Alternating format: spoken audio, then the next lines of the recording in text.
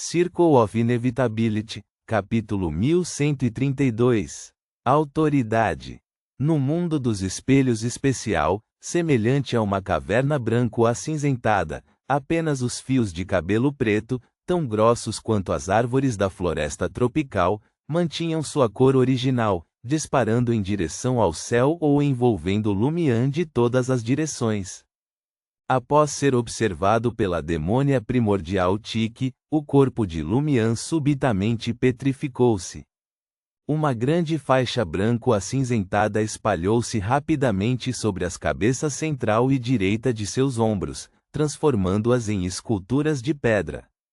No segundo seguinte, a petrificação parou abruptamente, parando pouco antes de atingir o rosto do vórtice caótico incrustado com 001, que não usava mais a máscara de ouro escuro.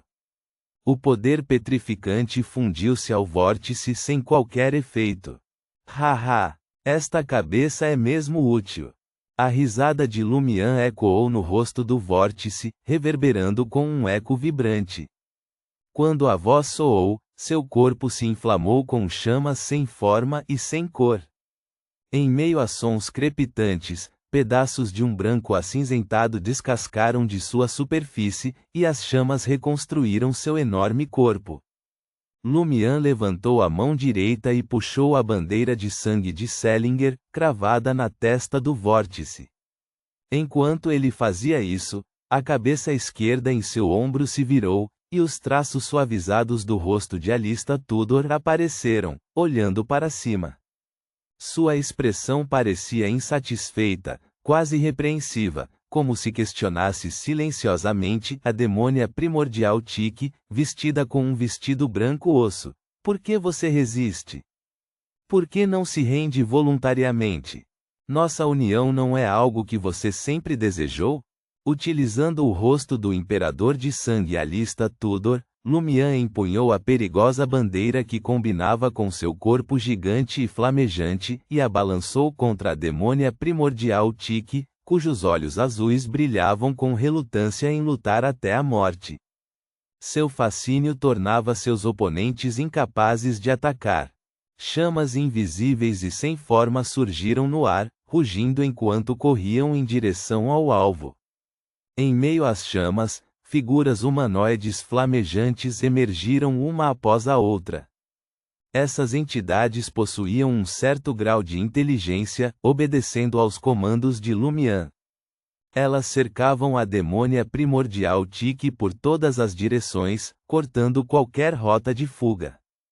Agindo como soldados de Lumian, elas compartilhavam sua espiritualidade, poder e habilidades como teletransporte. Esta era uma extensão da habilidade do Conquistador de transformar objetos sem vida em soldados, amplificada pelo artefato selado 001. A demônia primordial Tiki observou com um sorriso radiante, como se admirasse a performance de um amante, sem reagir imediatamente. Ela levantou a mão direita, apertando-a suavemente enquanto as chamas sem forma e sem cor e os incontáveis soldados de fogo se aproximavam. No centro dela, um vórtice surgiu de repente, notavelmente semelhante ao vórtice caótico incrustado no ombro esquerdo de Lumian. Composto por um líquido que englobava todas as cores, esse vórtice era muito maior. As chamas sem forma e sem cor, junto com os inúmeros soldados de fogo, foram sugadas para o vórtice, despedaçadas em fragmentos e dissolvidas, tornando-se parte de uma miríade de possibilidades irrealizadas. Dentro do vórtice caótico que quase cobria o céu, a demônia primordial, envolta em seus cabelos negros e vestido de osso branco, emergiu mais uma vez. Ela permaneceu deslumbrantemente bela, uma visão irresistível que fez até as pedras branco-acinzentadas ao redor se agitarem em sua presença. Esta foi uma manifestação de uma das autoridades da demônia. Títulos honrosos como o corpo feminino do Deus primordial todo-poderoso, a criadora original espelhada, a mais antiga, e a verdadeira sucessora do Criador original, foram rótulos que a própria Tiki adicionou após se fundir com o imperador de sangue Alista Tudor, descobrindo e utilizando as características ocultas do caminho da catástrofe.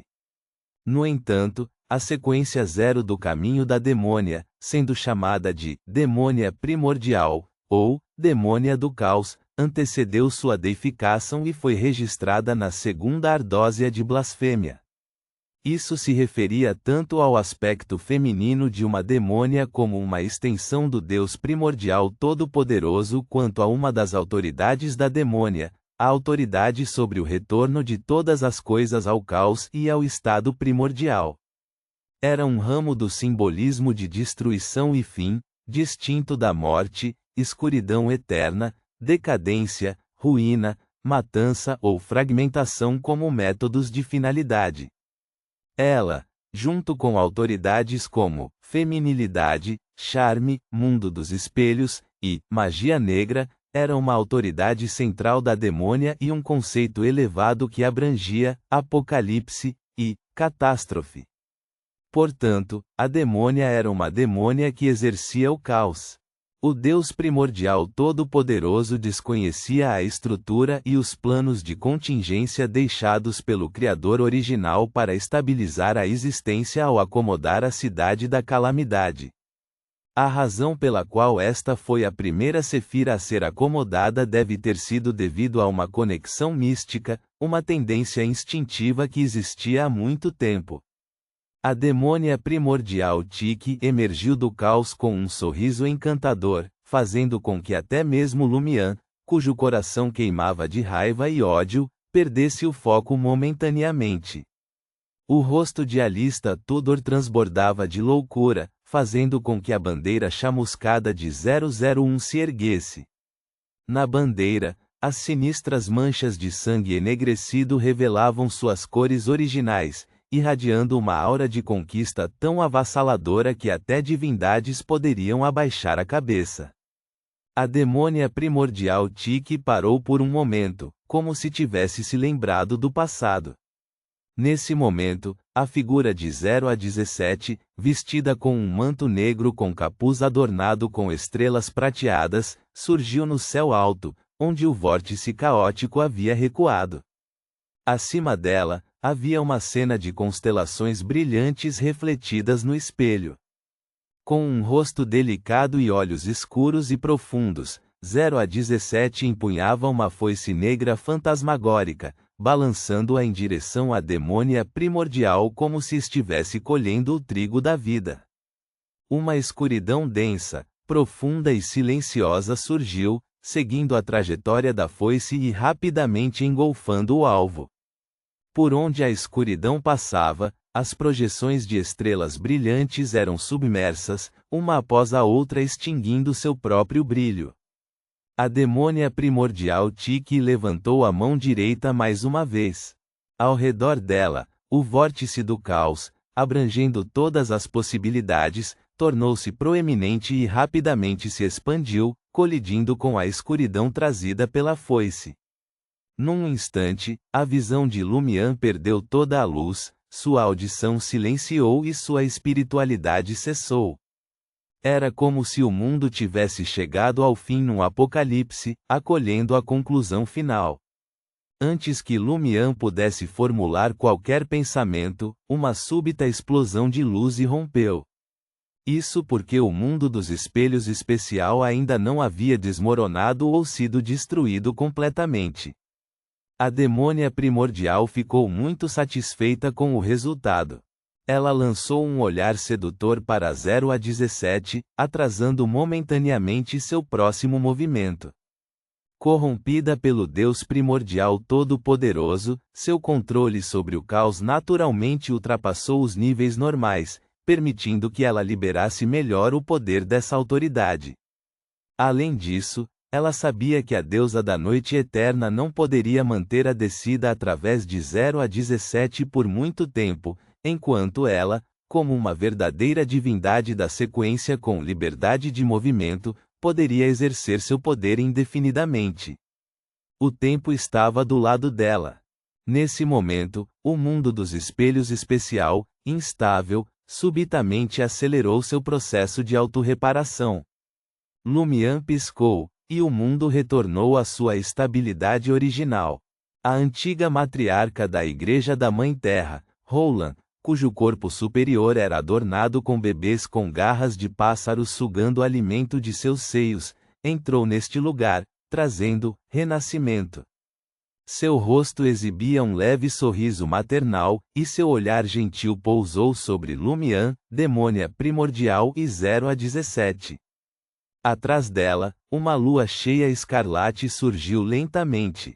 Reticências. Nas profundezas do mundo dos espelhos. Após o desaparecimento de Roland, a antiga matriarca da Igreja da Mãe Terra, outra figura surgiu. Era uma mulher usando uma coroa de ouro incrustada de joias, com cabelos castanhos caindo em cascata sobre os ombros. Ela tinha olhos azuis, lábios ligeiramente finos e um charme maduro. Sua figura era voluptuosa, suas feições encantadoras, era a imperadora Roseli espelhada, agora um anjo servindo ao governante do mundo dos espelhos especial. Quando a imperatriz Roseli chegou, uma figura cintilante apareceu na frente dela.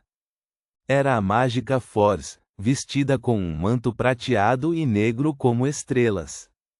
Enquanto lutava em conjunto contra a demônia de cinza Judite e a demônia de amarelo Tissavica com Madame Justiça, Force também participou da Batalha do Mundo dos Espelhos. Essa era a característica de um caminhante planar. A seita das demônias não era estranha a esse fenômeno. Por um lado, Madame Mágica tinha sido um dos membros mais ativos do clube de tarô nos últimos anos, naturalmente atraindo atenção. Por outro lado, a própria seita das demônias possuía um artefato selado de grau relevante. Era chamado de Carta Eterna de Tamara, e atualmente era empunhada pela demônia de laranja.